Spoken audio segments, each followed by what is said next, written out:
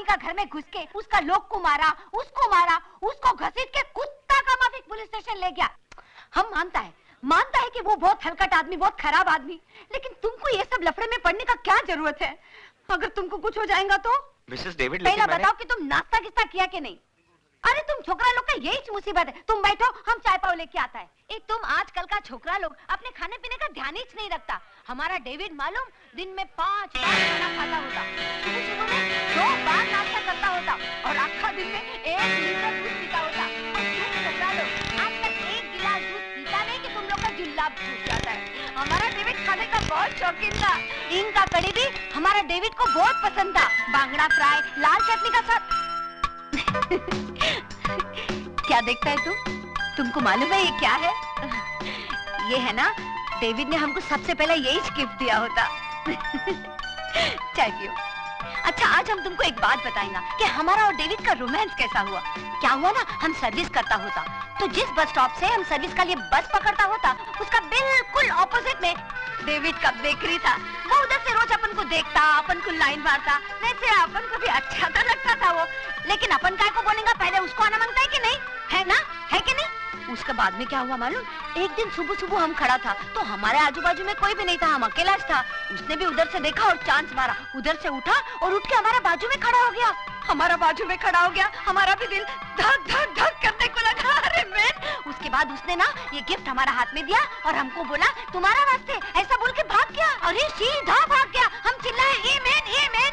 उसने आगे देखा ना, पीछू भाग गया। उसके बाद ना हम घर पहुंच के हमने ये गिफ्ट देखा, हमको बहुत क्यूट लगा। और ये देखो इसका पीछे में क्या लिखा है, आई लव यू। अच्छा आइडिया है ना पटाने का।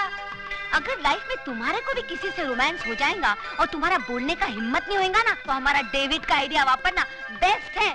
फटाक से रोमांस और झटाक से शादी हो जाएगा। चाय।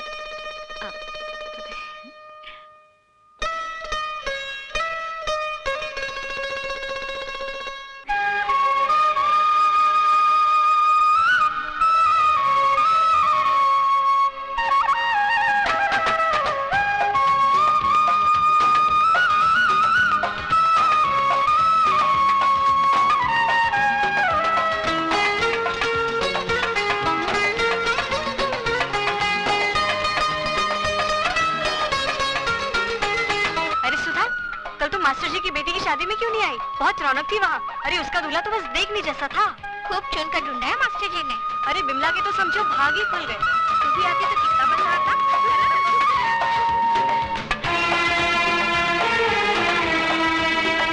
चाय पिलाओ चाचा।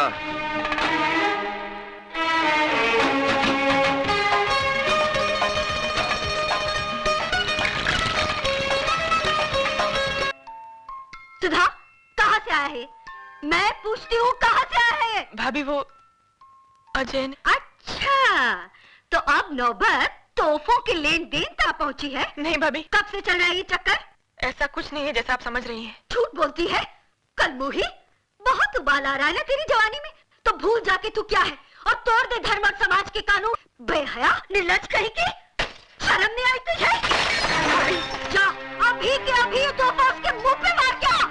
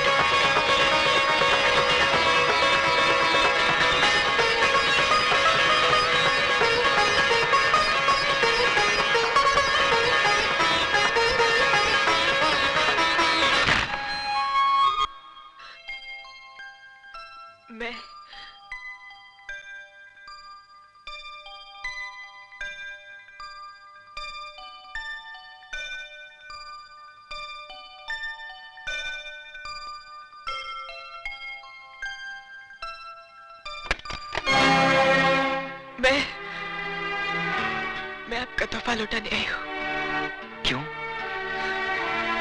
क्या इतना हक है कि इस इनकार की वजह पूछ सकता हूँ?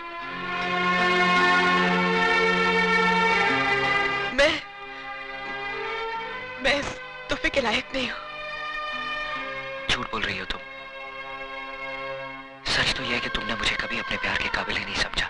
नहीं अजय बाबू, ऐसी बात नहीं है। यही बात है, वरना तुम मेरे प्यार को इस तरह ना ठुकराती। सुधा, मैं तुमसे वादा करता हूं सुधा, कि जिंदगी की हर खुशी तुम्हारे कदमों पर लाकर रख दूंगा। तुम्हारी एक मुस्कुराहट की खातिर अपनी जान तक लुटा दूंगा। बस मुझे एक मौका दो सुधा।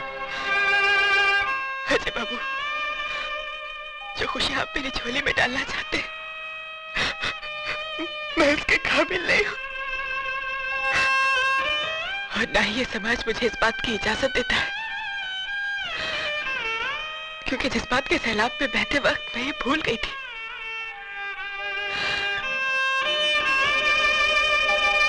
कि मैं एक विधवा हूं।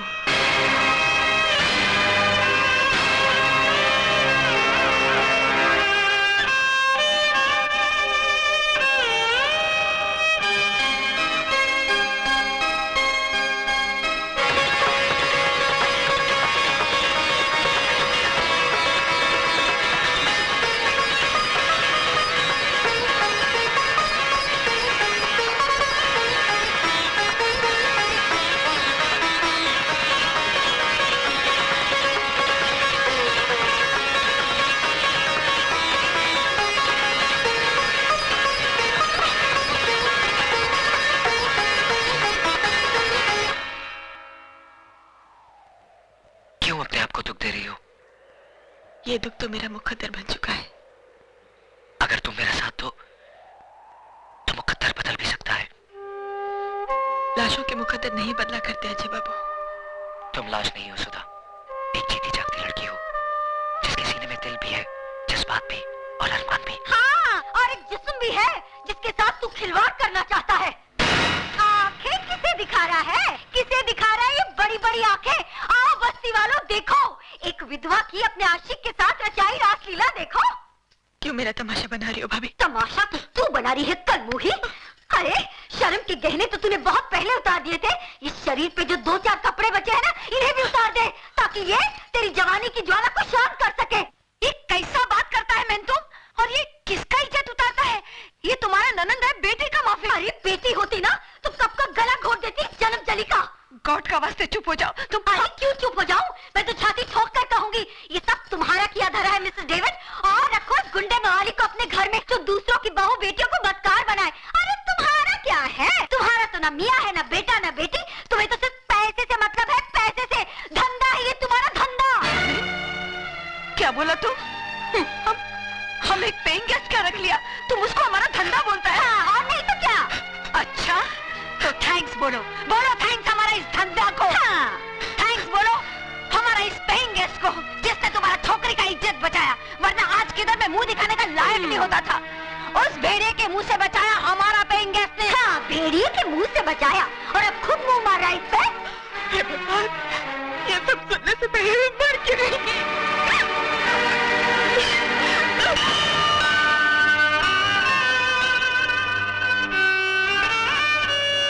पागल हो गई हो तुम? आत्महत्या करना बुज़दिली है, और मैं दुनिया वालों को तुम्हें कायर कहने का मौका नहीं दूंगा।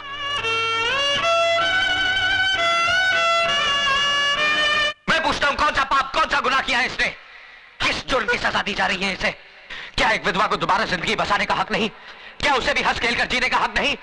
अगर ये समाज इसे इस बात की इजाजत नहीं देता तो ठोकर मारता हूं मैं ऐसे समाज को। आज मैं सबके सामने भगवान को साक्षी मानकर इसे अपनी पत्नी बनाने का ऐलान करता हूं।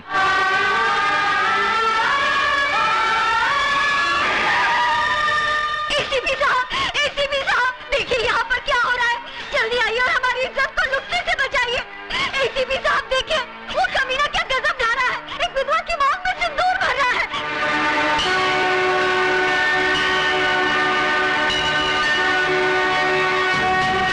रुक जाओ अजय, मैं कहता हूं रुक जाओ। तुम जबरदस्ती इस विधवा की मांग में सिंदूर नहीं भर सकते। एसीपी साहब, या तो ये सिंदूर सुधा की मांग भरेगा या फिर मेरा हाथ कटकर जमीन पर गिरेगा। देखो अजय, मुझे मजबूर मत करो, फेंक दो इस सिंदूर को। आप अपने फर्ज से मजबूर हैं और मैं अपने वचन से।